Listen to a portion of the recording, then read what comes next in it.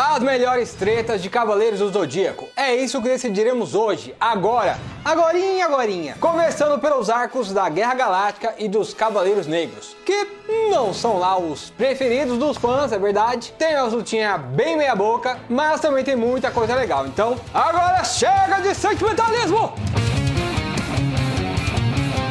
Pois bem, esse ranking, além de, é claro, como sempre, ser baseado na verdade, também foi baseado na opinião dos inscritos, dos membros, dos frequentadores deste canal e de algumas pessoas aleatórias para quem o YouTube entrega as enquetes. Por isso, se você quiser ter voz e participar das próximas votações, já se inscreve neste canal para poder tretar aqui na comunidade também. Ficar indignado com os votos alheios e discutir esse anime incrível que é Saint Seiya. Isso aqui vai ser um top 5, porém na votação elegemos apenas os 4 campeões, porque foi um formato de torneio, porém eu vou adicionar a número 5 aqui de forma totalmente arbitrária, porque esse canal aqui não é uma democracia. Mas antes de irmos para as vencedoras, bora dar uma olhada em todas as participações do torneio. Jabu de Unicórnio versus Ban. Uma batalha cheia de trocação, a primeira luta mostrada no anime, que já começou em alto nível, mostrando todo o poder insuperável do grande deus Jabu, usando seu golpe secreto poderosíssimo, o Rainho do Chifre. E para eliminar uma luta do lendário, do mítico deus Jabu, somente outra luta dele, é claro. Então, Unicórnio versus Shun de Andrômeda eliminou esse combate já na primeira rodada. Seguindo com o torneio, tivemos Gek de Urso versus Seiya de Pégaso, uma batalha onde Seiya conseguiu destruir a poderosa armadura de ouro do urso, despedaçou a armadura de ouro do urso, e se classificar para o segundo torneio. Pégaso está classificado para o segundo torneio, que até hoje, infelizmente, nunca aconteceu. Porém, esta peleja com direito à matança de animais selvagens, estrangulamento e flashback do Seiya roncando nas aulas da Marin não foi boa o suficiente para superar o Pato Branco do Gelo, Yoga de Cisne contra It de Hidra, o mais belo dentre todos os Cavaleiros de Atena, já que a luta é sempre decidida pela beleza. A luta é sempre decidida pela aparência! Tivemos também a memorável batalha de Seiya contra Cassius, onde vemos China, a mestra de um adulto reptiliano com dente de serrote, olhos de serpente e mais de 3 metros de estatura, reclamando que não era justo o Seiya, uma criança japonesa de 1,5 metro, disputar a armadura de bronze simplesmente por ser japonês. Enfim, a hipocrisia. Apesar disso, essa luta foi mais votada do que Pégaso contra Pégaso Negro. O clone do Seiya realmente não faz muita coisa e não tem nem tempo de dizer o próprio nome antes de ser desvivido pelo protagonista. Enquanto na outra batalha, tínhamos Orelha Arrancada dançando no chão, Shiryu fazendo ponta como soldado do santuário. Ele concentra força nos pés e nos punhos, que grande guerreiro. Era uma loucura, realmente não dava pra competir. Voltando pro outro lado, porque eu não tô seguindo nem o padrão para ler essa porcaria dessa chave, Xenofobia de Cobra, ou Serpentário, para os mais íntimos. Uma Amazona de Prata é humilhada por um Cavaleiro de Bronze recém-contratado e tem seu rosto e sua feminilidade revelados ao ter sua máscara quebrada, apesar de estar usando uma roupa absurdamente coladinha e reveladora. Realmente, mestre Kurumada, com essa máscara aí eu jamais diria que a China era uma mulher. Essa luta fantástica e memorável, que foi a primeira vez onde Seiya vestiu sua armadura, derrotou Shun de Andrômeda versus Shun de Andrômeda, de armadura preta e peruca azul petróleo. Pois é, nessa época aí a Toei Animation não tinha tanto recurso e devia estar passando por uma crise, o que os levava a colocar os mesmos atores para interpretar vários papéis. Como já citado Shiryu, que depois de fazer um bico como soldadinho do santuário, ainda fez uma ponta como locutor do torneio.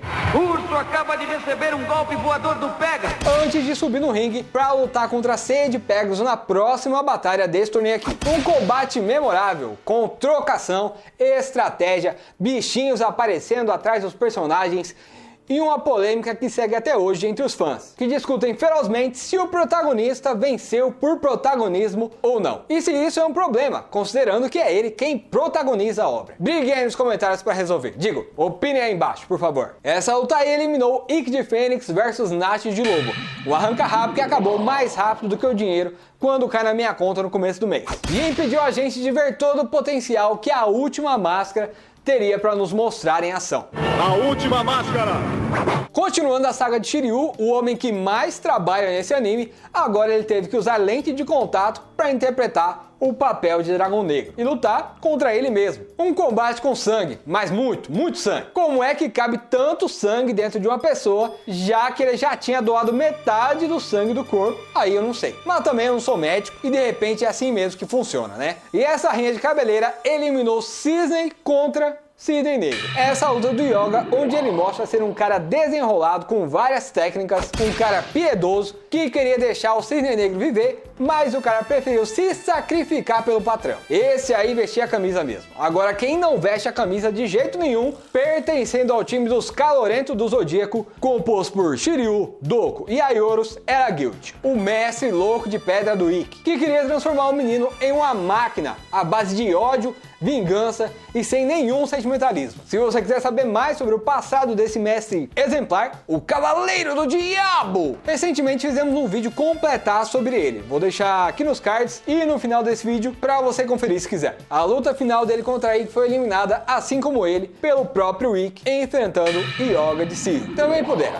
E isso é que eu chamo de uma luta que é capaz de tocar o coração. Por último, tivemos o gigante Filler Dócrates enfrentando todo mundo, que foi eliminada pela batalha decisiva de Ikki contra a Ceia de Pegasus. Muito bem, essas foram todas as participantes, só para darmos uma relembrada nas lutas. E agora vamos para as 5 melhores. Número 5, Shiryu de Dragão contra Dragão Negro. Essa aqui, como eu já comentei, foi escolhida por mim. Eu não sei como ela não ficou entre as 5 melhores. O pessoal vive reclamando dos animes novos, que não tem sangue. Olha aí, gente, sangue pra dar e vender. Zoeira, não foi por isso que eu escolhi, não. Essa luta tem golpes físicos, com a coreografia até que bacaninha, coisa rara em Cavaleiros do Zodíaco, onde a maioria das lutas parecem mais uma batalha Pokémon do Game Boy, onde um usa o ataque especial e o outro fica lá esperando o turno dele pra poder atacar e segue assim até a luta acabar. Tem também as representações visuais dos bichinhos, criaturas mitológicas durante a luta, que sempre é bem legal de ver e remete às constelações, que é um grande diferencial da franquia e tem sido esquecido em obras mais recentes, como o remake em 3D e o filme live action, por exemplo, sendo que essa parte da astrologia e mitologia são um charme a mais de Cavaleiros do Zodíaco, e destacar esses elementos, pra mim, sempre enriquece mais as lutas. Fora a mensagem que a batalha passa de sacrifício do Shiryu em nome da amizade, dos seus amigos, lutando mesmo ao estar debilitado com pouco sangue. E se isso aí é pouco, imagine esse menino de tanque cheio. Meu Deus do céu. E à beira da morte ele faz com que o Dragão Negro, que parecia ser um homem egoísta e que só se importava com a força, refletisse se seus ideais faziam sentido,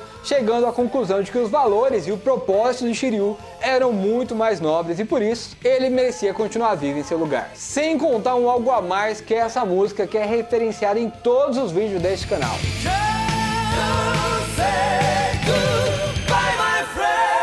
Não tem como essa luta não ser uma das melhores, não só dessas sagas, como também do anime todo. Mas a voz do povo é a voz do povo mesmo, e vocês decidiram que ela não estaria entre as 4 melhores. Sendo a número 4, Seiya versus Cassius. Uma luta muito importante para toda a franquia e muito bem escrita no sentido de estabelecer todos os conceitos necessários para o entendimento do universo que será apresentado ao longo da história. Já logo no primeiro combate é demonstrada a personalidade do Seiya, que no mangá é um garoto um pouco mais provocador, com uma certa rebeldia na sua essência, o que infelizmente acaba se perdendo ao longo do anime, onde a Toei Animation vai tornando a personalidade dele um pouco mais séria, comprometida e até obediente. E também já fica claro que, assim como 99,9% dos shonens, a temática será baseada na superação. Cassius é muito maior do que Seiya, tem um visual mais ameaçador e é dito que ele nunca perdia, que não tinha misericórdia de seus adversários e que Seiya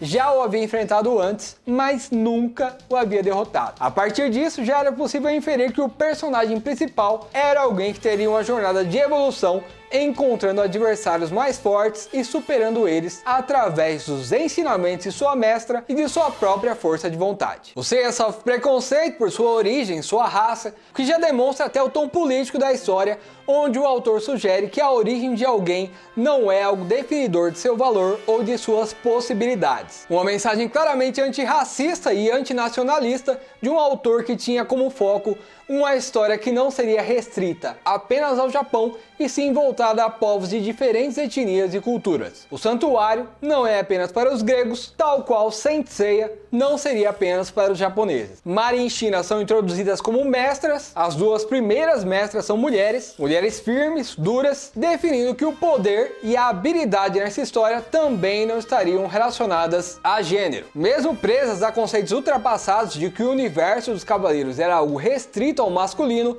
essas duas estavam ali em um papel até mesmo superior ao do protagonista num primeiro momento, como mentoras, como autoridades com conhecimento e até mesmo um poder inicialmente maior do que o do personagem principal. Todo o conceito necessário para entender a cosmoenergia e a grandiosidade da relação dos seres humanos com o universo e de como nós somos parte dele, assim como ele também é parte de nós, é explicado muito bem logo nessa primeira luta, não necessitando praticamente de mais nenhum complemento até chegarmos lá na saga das 12 casas, onde seria introduzido também o conceito de sétimo sentido. É uma tristeza perceber que uma das desculpas para as mudanças feitas no filme live action recente foi fazer uma simplificação da obra para um público novo, sendo que por meio dessa primeira luta a série já te dá tudo o que é preciso para entender a complexidade de Saint Seiya de forma absolutamente eficaz. Mas ao invés disso, os responsáveis pela adaptação preferiram simplesmente reduzir esse momento a uma luta clandestina numa jaula.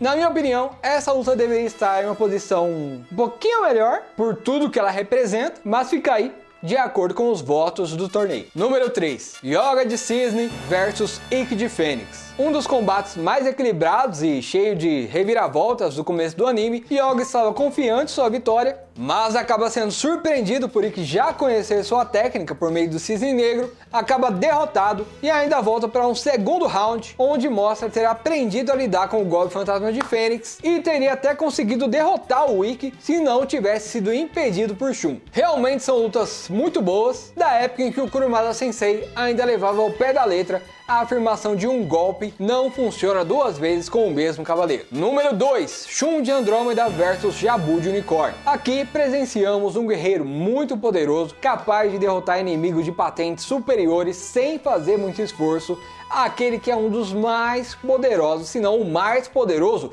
de todos os Cavaleiros de Bronze, pegando leve por ser humilde e não querer ferir gravemente o seu adversário. É claro que eu estou falando dele, Deus Jabu, a lenda viva. Infelizmente ele acabou pegando leve demais e perdendo por Shun. Mas todos sabemos que Jabu, a encarnação de Zeus, se quisesse teria destruído todo o Coliseu da Guerra Galáctica com seu invencível... O Capricórnio galopa! É claro que eu tô zoando, mas essa realmente é uma luta muito boa, principalmente por sua originalidade. Lutas corpo a corpo são bem legais, é verdade, mas é sempre interessante quando também existem personagens que usam de outros artifícios para combater. E nesse caso, as correntes de Andrômeda são acessórios que aumentam a curiosidade a respeito do universo de Saint Seiya logo no começo. Até então as outras lutas eram mais na base da porradaria sincera, até mesmo o pó de diamante, na luta contra o It, ainda parecia ser simplesmente um soco congelante. Mas as correntes não, elas pareciam ser quase autônomas, como se fossem coisas vivas e com vontade própria, capazes de lutar praticamente sozinhas. Numa primeira assistida ou lida, você fica curioso para saber como elas realmente funcionam e o que são capazes de fazer. Fora que o Jabu tinha acabado de ser apresentado quase como uma espécie de rival do protagonista, o que para alguém que assiste pela primeira vez pode dar a entender que ele não era um personagem secundário ou um figurante qualquer, mas mesmo tentando várias estratégias para superar a defesa das correntes, o unicórnio não tem sucesso, e ela consegue impedir todos os golpes sem que o Shun nem sequer se mova do lugar. Além disso, a luta é visualmente muito bonita, com a representação da nebulosa de Andrômeda através das correntes espalhadas pelo chão, e Shun se mostra um personagem muito racional para um típico moleque de shonen, questionando qual seria o propósito daquela lutas. Por que raios eles precisavam lutar pela armadura de ouro, sendo que ele tinha acabado de se ferrar para ganhar a armadura de bronze e nem sequer estava interessado naquilo. Porém, ao mesmo tempo que o personagem faz sim esses questionamentos, eles não ficam ao acaso, como se ele fosse contrário à violência e mesmo assim estivesse ali lutando por estar falando da boca para fora, já que o autor apresenta um bom motivo para mesmo relutante Shun estar ali. E a luta acaba justamente com essa revelação, através da aparição de Ikki, o irmão mais velho que Shun se esforçou durante vários anos para reencontrar. Essa fase da Guerra Galáctica hoje em dia pode não parecer tão interessante pra gente, mas é bem legal parar para analisar como cada luta tinha seu propósito, como o autor utiliza elas não só para trazer algumas cenas de ação, mas sim para revelar detalhes importantes sobre cada personagem. Número 1, a grande campeã de todas as lutas dos arcos da Guerra Galáctica e dos Cavaleiros Negros é Seiya de Pégaso versus Shiryu de Dragão. Essa daqui é 880. Tem gente que ama e tem gente que odeia. Tem quem fale que o Seiya só ganhou por protagonismo, que não tinha como ele vencer o Shiryu nessa época. E é aí que eu quero lembrar da luta do Cassius, já que o tom estabelecido pro anime foi esse desde o princípio. Esse carinha aqui, fantasiado de cavalo, ele vai encontrar gente mais forte que ele, uns maluco brabo, perigoso, desenrolado mesmo, mas ele é persistente, ele é um guerreirinho, o pivete não desiste de jeito nenhum, apanha igual um vagabundo, mas levanta de novo, até a mão do outro cara começar a doer de tanto ele bater, e é aí que ele ganha. Porque ele tem um motivo muito, mas muito importante para lutar. Proteger Athena? Salvar a humanidade? Porcaria nenhuma. O Seiya quer é reencontrar sua irmã, que era a única família que ele tinha e que agora, graças a um velho tarado que já até morreu, ele não tem a mais puta ideia de onde esteja. No anime, o Seiya parece um cara que quer proteger a Saori, que é fiel à missão e aos deveres de um cavaleiro. Nós somos cavaleiros que aparecem como um raio de esperança onde existe a maldade nesse mundo. Seiya. Mas no mangá, que é como o personagem foi pensado originalmente, dá pra notar claramente que o Seiya tem sim esse lado do herói clássico, de ser um cara honrado e bondoso, mas que no fundo, o que ele mais deseja é rever a Seika. Ele sabe que precisa continuar vivo, pois só assim ele vai poder revê-la. Só assim ele vai saber se ela está bem. Só assim que eles poderão se reencontrar para que um dia possam proteger um ao outro e voltarem a viver como uma família que foi totalmente destruída pela Fundação Grade. Enquanto o Shiryu, rapaz, o bicho estava ali só para provar que ele tinha ficado mais forte, que ele era um cavaleiro poderoso e dá orgulho pro seu mestre. Tanto que o próprio Doku sabia de sua inexperiência e aproveita para dar uma trollada nele, fazendo a Shunrei mentir que o Yoda Roxo estava para morrer para ver se o Shiryu espanava. E adivinha só? Espanou, né? Espanou. Eu não vou comentar muito sobre essa questão do protagonismo, se foi forçada a vitória do Seiya ou não,